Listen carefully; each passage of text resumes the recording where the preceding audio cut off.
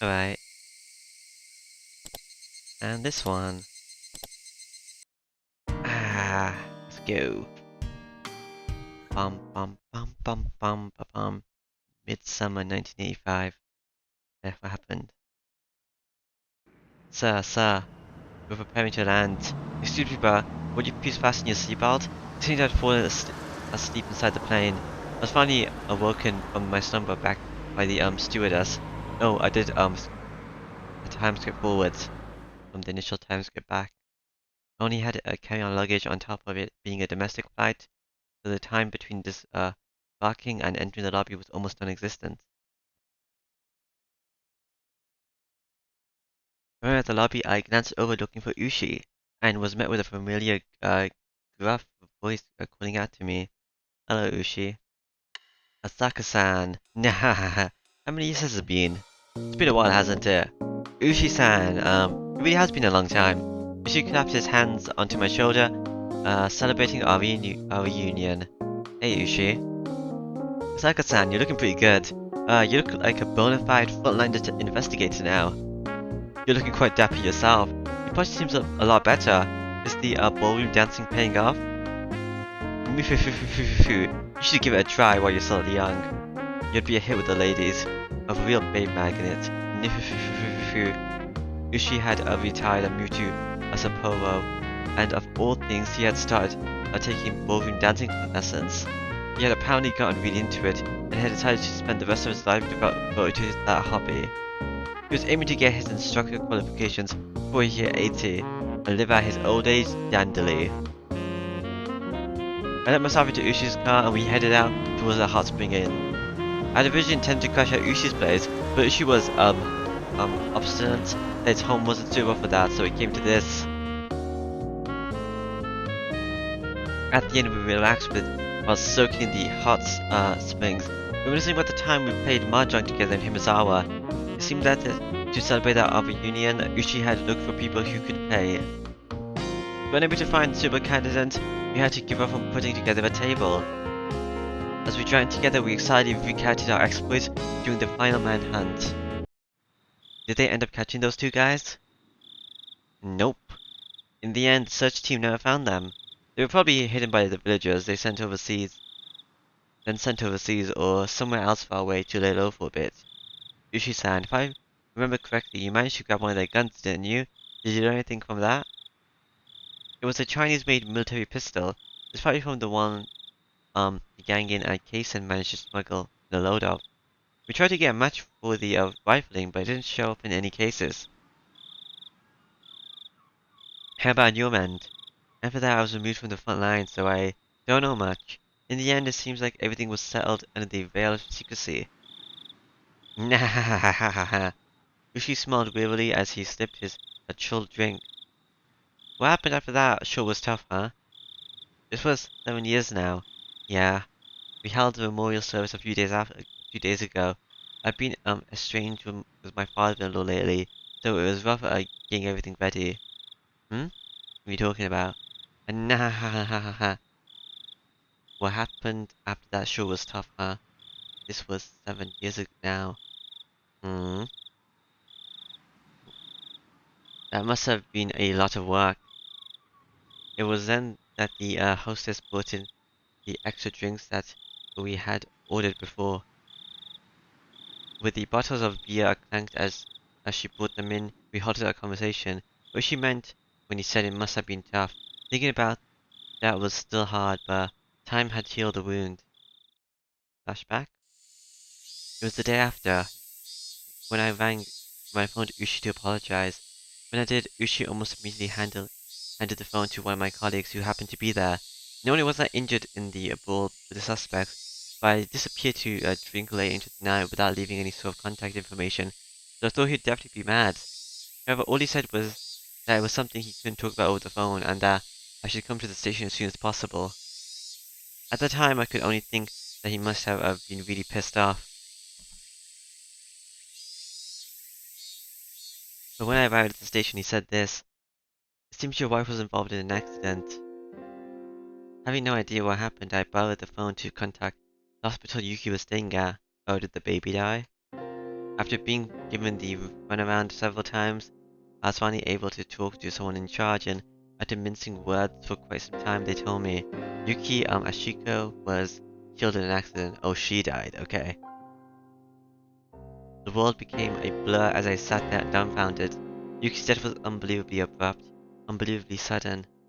I could have understood if there was some kind of problem during the birth, but Yuki's death wasn't anything like that. On the stairs on the way up to the roof, she just happened to slip and fall. And she just happened to fall on an unfortunate place at an unfortunate angle. That was it. I wanted to blame Yuki's death on someone. I began to think that this was an act of revenge by the defense alliance, that they killed my wife and made it look like an accident. What I learned when I flew back to Tokyo, however, was much cooler than that. Yuki had a habit of going to the roof to cool off in the evenings. There was an elevator up to the 7th floor, but from there you had to take the stairs to go get to the roof. Even late in her pregnancy, when the evening came, she would always head up there. Her father had always said not to push herself, but Yuki insisted that until the time she had no choice but to stay in bed, she should be allowed to do as she wished. However, I had never once seen Yuki go up to the roof. I only heard that her father and the nurses. That was because whenever I visited her, she would spend that time with me instead. I heard the reason why Yuki went up to the roof from a nurse she had become friendly with. She said that her husband was away on business a lot of the time, and that whenever he called, she was able to cheer him up and give him courage. But when he didn't call, she couldn't do that. Her husband might point and show him bravo, but in reality, he grew lonesome pathetically fast. She was probably just the same. Whenever he left for business, next year when he would come back, she felt very lonely. Whenever she cheered him up, she was actually cheering herself up as well. That's why, whenever he went far away for an important job, on the evenings he didn't call.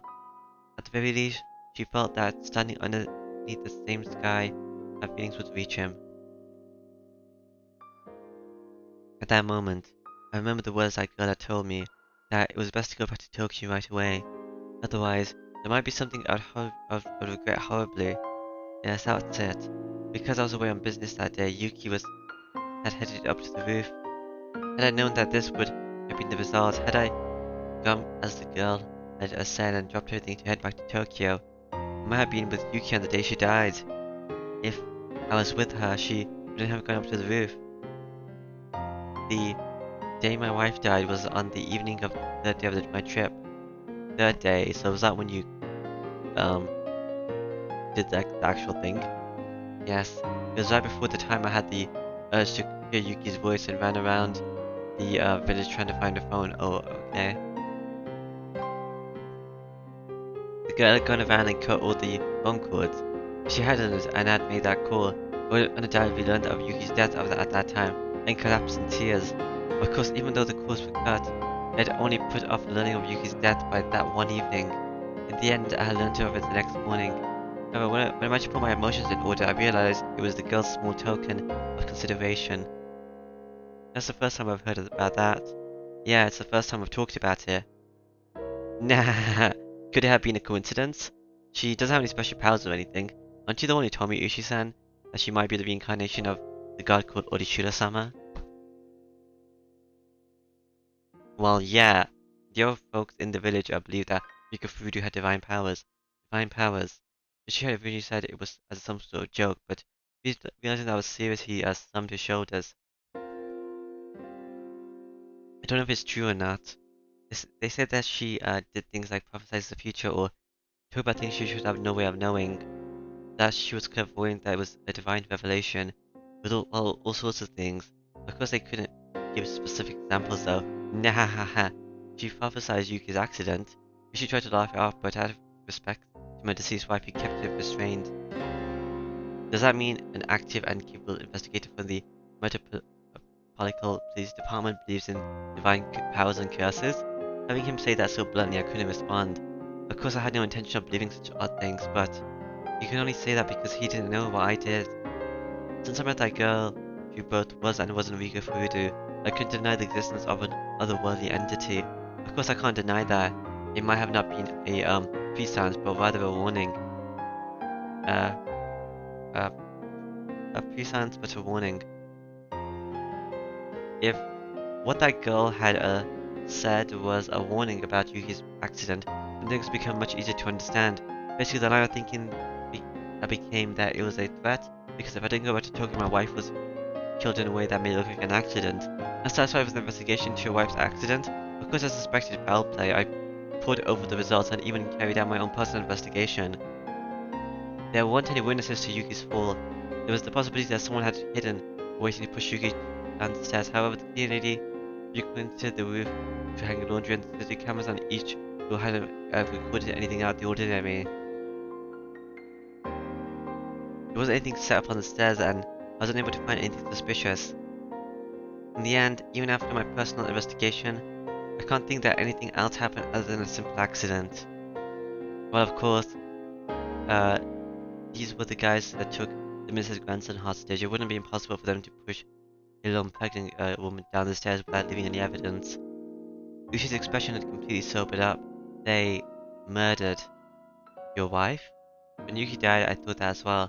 More precisely, I wanted to blame someone, so I created the most viable scapegoat. But without any clear evidence, that violent notion faced along with the wounds in my heart. Did that girl know beforehand about my wife's death and was threatening me? Or did she prophesy that death and was offering me a road to salvation? If I had to choose between the two, I would tend towards the latter. So, if your wife dies or not is completely irrelevant to the story, so, and as you said, like, if you weren't here, they probably would just handle it a lot more simply. Maybe that's why they said we could reject the story. I don't know. Uchi smiled slightly in disbelief as he poured more beer from his bottle. Then, if I may, if what you say is true, then Rika Furuta was a prophet who knew the future. If so, why didn't she predict that disaster?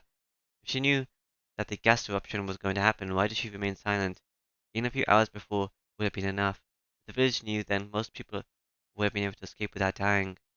Gate Himazama Disaster and Memorial List.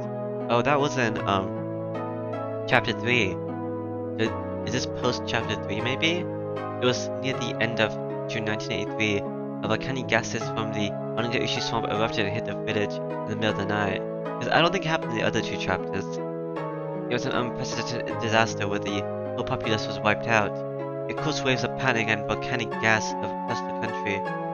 It caused people to overreact over any reports of odd smells. I hadn't heard of the blockade on the Himazawa area being lifted. This should still be cornered off. That's... It was my turn to be lost for a response. Well, if Ikafuju, the reincarnation of Orihiro-sama, was killed, then the village might have incurred the god's wrath, making him come forth with the miasma from the swamp to kill everyone. So maybe if this guy didn't come, then Rika wouldn't die. Like, once again, I don't know. So maybe she isn't the victim of that year, but she only became it because he did these things. So I'm unsure. The explanation is what the survivors are whispering about. Sorry, Ushi-san, did you just say she was killed? Huh? Yeah. Well, I don't think it would be a problem if I told you. When I saw the news about the gas disaster, I remember that girl, and then I found her name in the list of victims. That's why at the time I thought her own death, she had predicted was due to the gas. Because after that I learned from the tabloids of the series of mysterious deaths in Himazawa during the 5 years leading up to the disaster that became known as Orishida-sama's Curse of Orishida-sama. And that string of mysterious deaths landed exactly what the girl had predicted, so I had always thought to ask Ushi about it, as he had been involved in the investigation. That's right, that was the reason for our reunion. But right now Ushi had said Yukafuda didn't die in the disaster, but was killed. Can I ask you about the curse, about the last year of the curse? I may be retired, but I still have to keep things confidential, you know. Excuse me, ma'am, do you have anything cold that's brewed locally? High grade if there is any. I'll leave the selection to you. Nah, oh my, I didn't mean it that way. She laughed loudly, not, wholly unsatisfied, and stopped the hostess to tell her that the cheap booze was fine.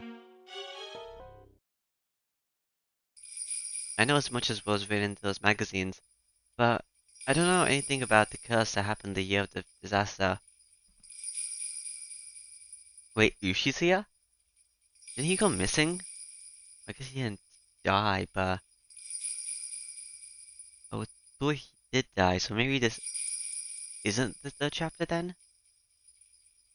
His entire area around Himizawa was sealed off, you see. There wasn't much of an investigation that could be done on the last year of the curse. Even if after several years the quarantine is lifted, villagers are mostly dead, and what a few survivors there were, mostly went to stay with relatives. The whereabouts mostly unknown. It's a complete dead end. She seemed to postulate to himself as he started to stare at the ceiling as if trying to work out memory from the rusty cogs in his head. And then he says something in a completely sober voice. The magazines made it seem like the curse of the 50 was that disaster, but the actual curse really happened on the Higurashi festival. A photographer by the name of Gio Tomitak. He was the victim. Usually gestured about how the victim chewed his own tongue with his fingernails as he talked.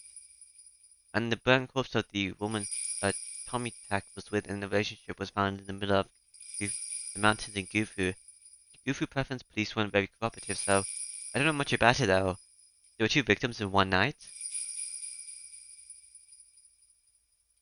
Actually, see, it wasn't just those two. You see, the next day, um, Himaraki-kun, one of my subordinates, disappeared along with his car in the middle of an investigation. That's what you did. You disappeared. Himaraki was the young detective that was going to be partnered with Ushi after we first met. He was going around the village to question people about the incident with Tomitak. He might have been caught up in something. If he was with me, he might have been safe, and even now it still stings. Maybe in this one, Kichi wished you away, maybe? Or maybe something else happened. That day, for some reason, I did a real number on my stomach. I had to pass on going around outside. Oh, so it probably was Kichi wishing him away then, okay? He got too close to the truth and was made to disappear. That's what I think. Kuma-chan was young and had a promising future ahead of him, but he still didn't have enough experience on the scene. He wasn't used to dealing with any complications.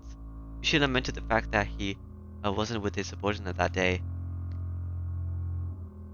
And the next day, you see, you know him as, well, Asaka-san. You know Dr. Ivy? You remember him? No, that young doctor from the hospital. I vaguely remember. For whatever reason, he committed suicide with sleeping pills. No suicide note or anything. The autopsy confirmed that it was the sleeping pills. Nothing was in doubt except for the motive.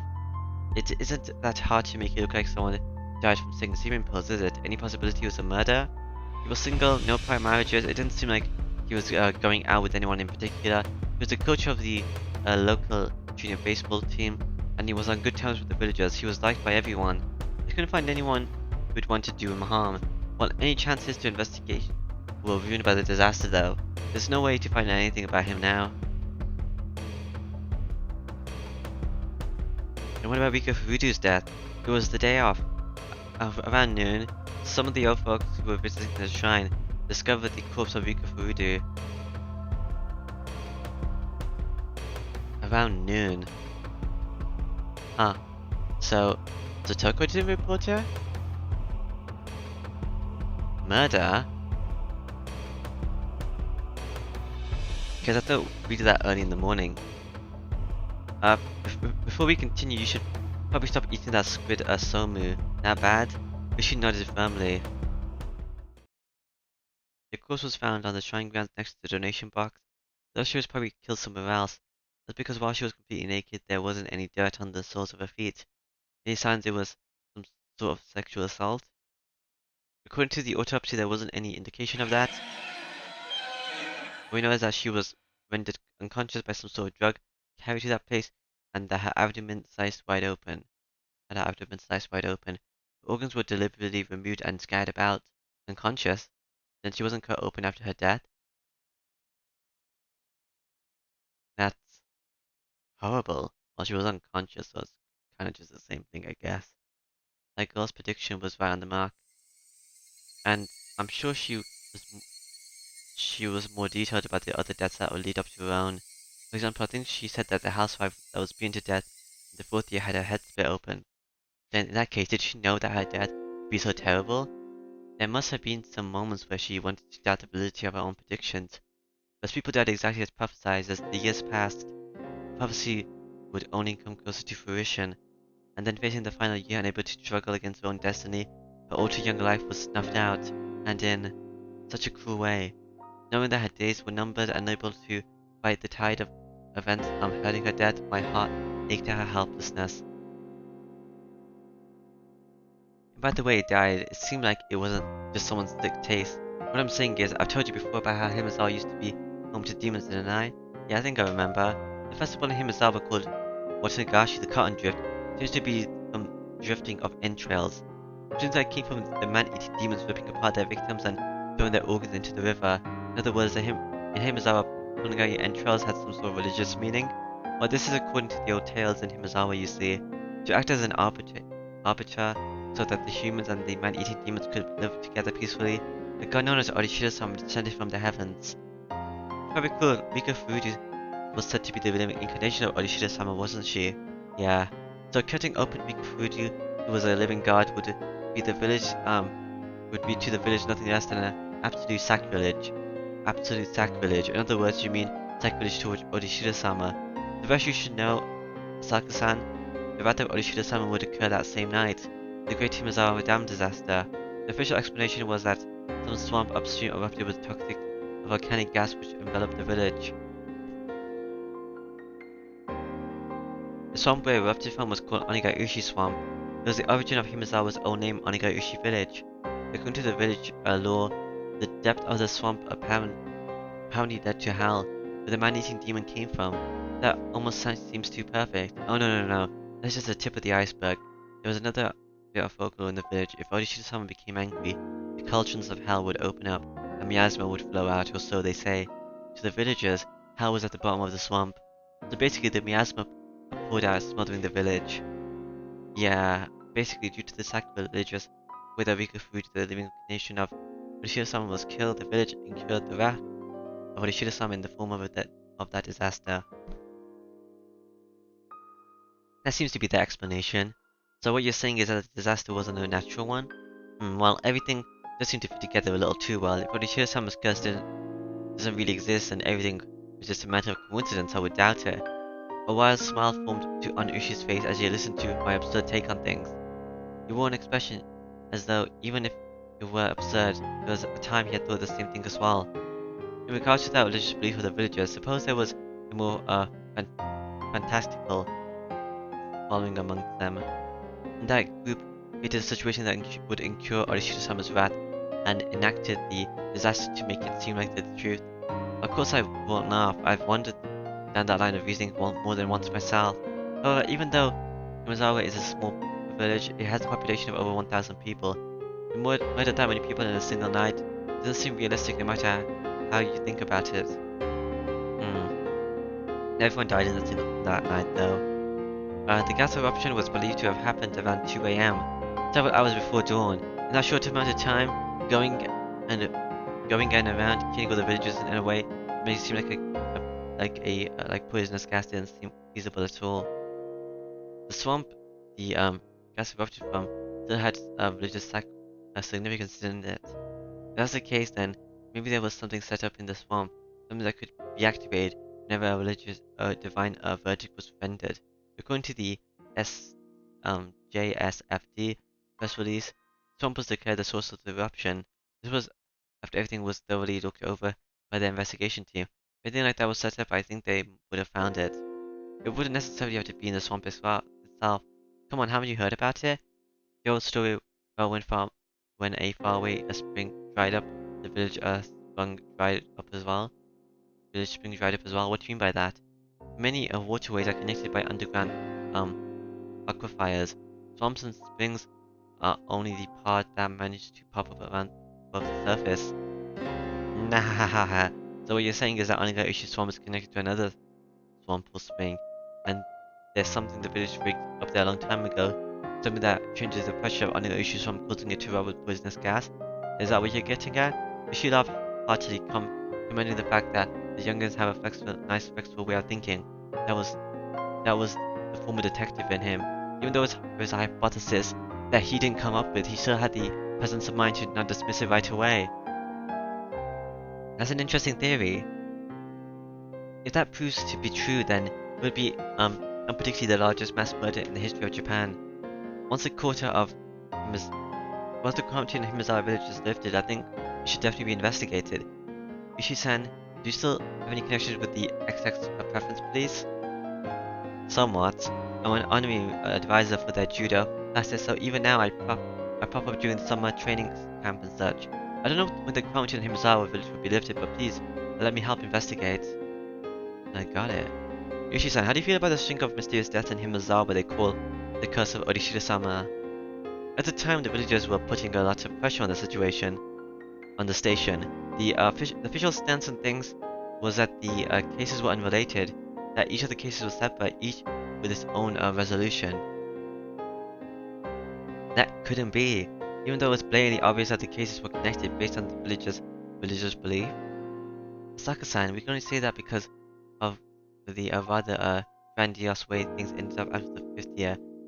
At the time, those coincidental incidences just happened to coincidentally occur on the day of Higurashi. Just, it would be nice if nothing happened this year kind of feeling. Coincidence? The girl predicted everything from the beginning. Girl? Rigo Furudu, that child warned me about all the incidences that would happen afterwards. Asaka-san, is that true? Yes, the girl said as much. But the next year the damn woman would be killed and his corpse dismembered. Not only that, she warned me about all the events that would transpire in the following years. Asaka-san, when she told you that, what year was it? When I met the girl, I was investigating the kidnapping incident, so June of 1978, the year before the dismemberment murder. Wrinkles formed between Ushi's eyebrows as he closed his eyes and began to digest what I had just told him. Asaka-san, if you're wrong about Rika Furudu knowing the future through some divine medium, this is getting ridiculous. Yep. If you're just trying to shock me, I'm going to be really angry, you know? I'm speaking the truth. Then the script behind the train mysterious death was written a year before it even started, and this was predicted Rika Furudu was killed. At first I thought she meant that she would be killed in the disaster. However, now that I know that her death wasn't due to that, but rather an atrocious one at the hands of a murderer, she said that she would be killed. At that point in time, she knew more or less her own death would occur. Then why didn't Riku not try and run away? Even if her death was already spelled out for her, knowing that she still had a grace period of several years, didn't she? She still had plenty of time to hide, try and run away or consult the police. Why did she just accept her death with no resistance? I don't know. Even though Riku was doubted upon by the old folk in the village, you see, after she lost her parents, she was no longer any living relatives and lived a fairly solitary life, other than hanging out around with some close friends. It might be she didn't have any power to fight or anyone to rely on. She, must have tried to signal someone for help in regards to her own death, though. You know very well that the village and the police weren't very, applicable with one another, Asaka-san. At the very least, I never heard anything about Rika Furudu seeking protection from anyone. Or it could be that she simply resigned herself to being a religious sacrifice. It could have been something like that. There's no way that was the case. I spoke decisively. At that time she said it. She had definitely said she wanted to live happily, that she wanted to spend her time surrounded by her dear friends. She hadn't given up on life, she had hope to keep on living. At that moment I became dumbstruck. What's the matter, Osaka-san? No, it's nothing. I fell into silence. She folded his arms and began murmuring in contemplation again. Eventually he stood up and headed towards the hallway to find the hostess yelling that he wanted a pen and paper. Rishi noisily, even though he just left the room immediately fell into a chilled silence. I stood up. It was then I realized I was drunk enough to be unsteady on my feet. Moon. When I stood open the door, a beautiful yet somehow imperial moon drifted across the night sky. Is this the same one from Himazawa, or is it different? I can't tell. I think it's the same image. It was just now that I realized. The hills wouldn't match them, would they? Mountains. She hadn't accepted her own death. She wanted to keep living, happily and joyously. She had said that quite clearly to me, but I was a fool. If I hadn't been asked explicitly, I'm sure I hadn't realized it. She had made it clear as a day that she didn't want to die. Wasn't that her cry for help? She didn't say as much that she wanted help, but even given that, It wasn't as though she wasn't looking for salvation. Without any family and unable to trust the police, she instead told someone without any relation to the village, someone from a faraway place, me, help me. She had gone around and cut the phone cords. If I had made that phone call and learned of Yuki's death, my heart would have fallen into despair. If I was in that state, even if she was looking for help, the cards would fall on deaf ears. That's why, knowing everything, she had cut the phone cords. She wanted even a little time to seek help for me.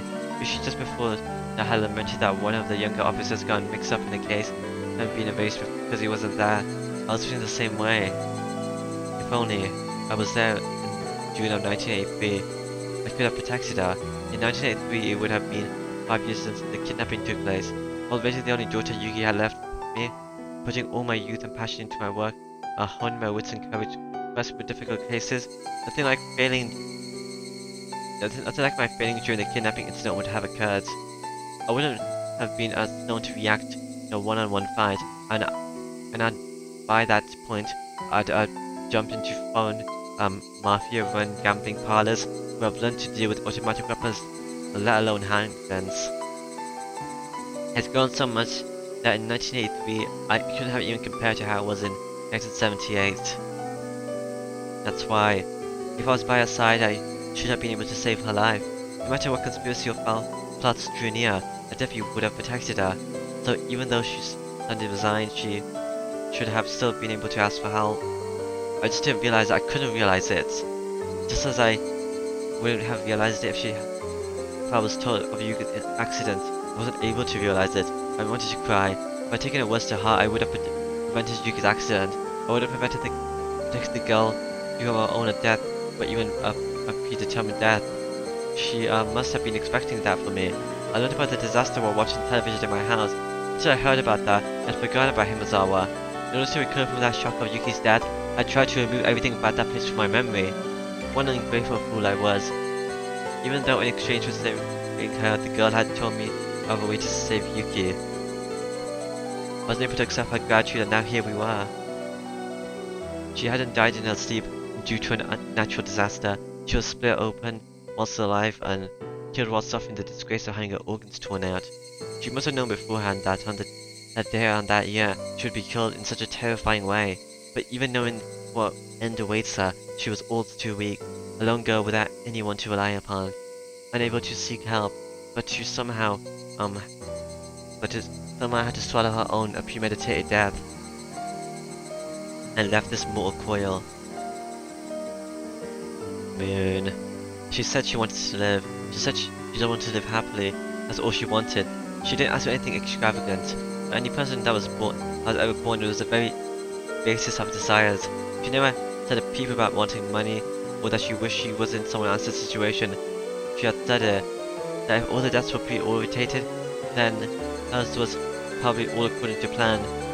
She might have been a lone failed girl, but I don't think she would have accepted it all without at least putting up a fight. There must have been, in some small way, some form of resistance that she mustered, and with what she could muster, taking my health was a part of that.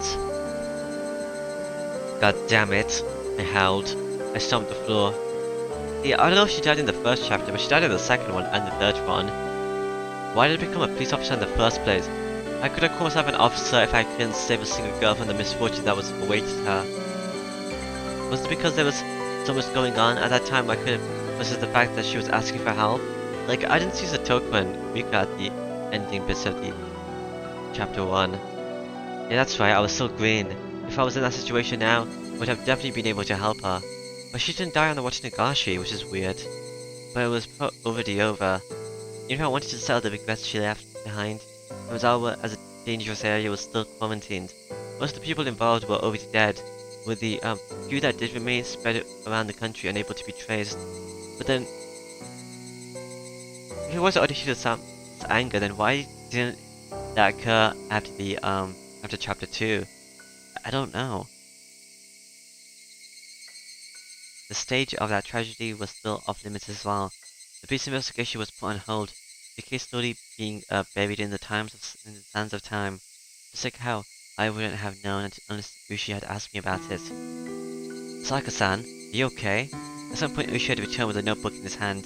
When I saw the expression on Ushi's face, I didn't realize that I was in tears. I never realized she wanted help. Asaka-san, calm down. But it's all too late now. She was killed. In such an atrocious manner. She was counting on me, but I couldn't save her. I couldn't save her. I might have also been at fault for not building up an amicable reputation with the village. If Furudu had told me about it, I might have been able to extend a helping hand. I wasn't able to build up enough trust for that. That's something I regret. When she said the word trust, it weighed on me even more. Yes, she had given me her trust. She trusted me, meaning that she thought that I would have been able to ward off the fate of her foreseeable death, foreseen death. She believed in that. I cried. I fell to my hands and knees as I began to fall. Eventually Ushi spoke quietly. Saka-san, does it upset you? It does. Then, there's only one way worth mentioning for me to have a revenge. Is there really? Is there a way to do that? Ushi showed me the pen and notebook. In order to properly mourn the death of Rika Furudu, you have to at least find out the truth. The truth? Yes, and not just Rika Furudu. Other people died. Their lament must be immeasurable. But their deaths were left unsettled because of the disaster, and now we can't even investigate them as their memory fades into oblivion. Many people died.